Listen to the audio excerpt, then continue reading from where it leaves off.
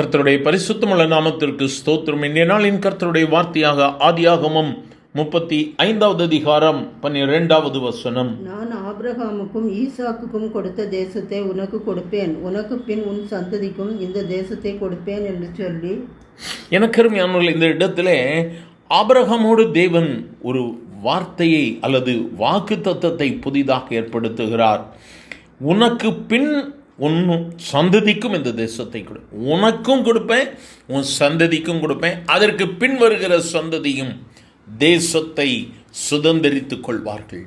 இந்த நாளில் எதற்காக நீ கலங்கி கொண்டிருக்கிறாய்? நீ கால் வைத்திருக்கும் தேசம் இயேசு உனக்கு கொடுப்பார். தேவன் தன்னோடு பேசின அந்த ஸ்தலத்திற்கு பெத்தேல் என்று சொல்லி பெயரிட்டான். கர்த்தர் உனக்கு கொடுத்திருக்கிற இடம் பெத்தேல். தேவனோடு கூட நீ பேசும்படியாய் கர்த்தர் உன்னை தெரிந்தெடுத்திருக்கிற இடம். அன்று ஆபிரகாமுக்கு செய்தவர் இன்று உனக்கும் அதே நன்மையை செய்வார். அதே நன்மையை செய்வார்.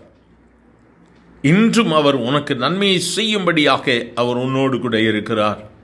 எனக்கு அருமையானவர்களே, யாக்கோபு இந்த நன்மையை பெற்றுக்கொள்ள அவன் செய்த காரியம் என்ன? தன்னோடு கூட இருக்கிற மற்றவர்கள் அனைவரிடத்திலும் இருக்கிற அந்நிய காரியங்களை அவன் விலக்கி போட்டு சுத்தம் பண்ணுகிறான். நான் ஆரம்பத்தில் ஆபிரகாம் சொன்னேன், ஆபிரகாம் அல்ல, யாக்கோபு.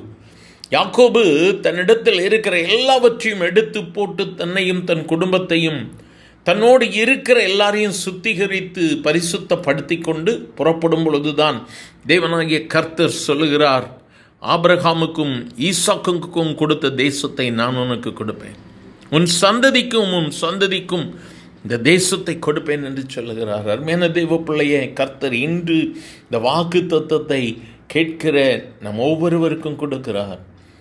நீ விரும்புகிற தேசத்தை அவர் உனக்கு கொடுப்பார். நீ விரும்புகிற தேசத்திலே பலுகி பெருகும்படியான கிருபையை கர்த்தர் கொடுப்பார். சோர்ந்து போயிருக்கிறியா? பல முயற்சிகள், பலவிதமான காரியங்களை பார்த்துட்டேன், சோர்ந்து போயிட்டேன் சொல்றியா? உன்னை நீயை புதுப்பித்துக்கொள். கர்த்தரிடத்தில் உன்னை ஒப்பு கொடுத்து வேண்டாதவைகளை விலக்கி போட்டு, ஆண்டவரே என்னை ஒப்பு கொடுக்கிற ஆண்டவர், உம்முடைய வார்த்தையின்படி எனக்கும் என் சந்ததிக்கும் தேசத்தை தாரும் ஆண்டவரே. ஒருவேளை தேசம் என்று சொல்லும்போது ஆசீர்வாதங்கள், நீ விரும்புகிற காரியங்கள் எதுவாக இருந்தாலும் இந்த இயேசு கூட ஆயத்தமாக இருக்கிறார். ஒன்றே ஒன்று, நம்முடைய அர்ப்பணிப்பு தான். நோக்கி பார்க்கலாமா? எங்கள் அன்பின் ஆண்டவரை, ஆசீர்வதிக்கப்பட்ட இந்த நல்ல காலை வேளைக்காக நன்றி அப்பா.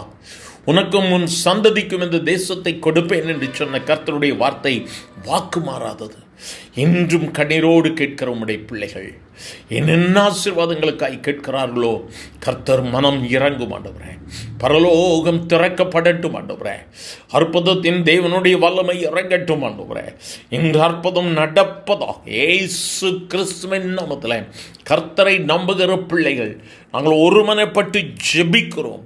இயேசுவின் நாமத்தில் அற்புதம் நடக்கிறதா இவர்களை ஸ்தோத்திரம் ஆண்டவரே.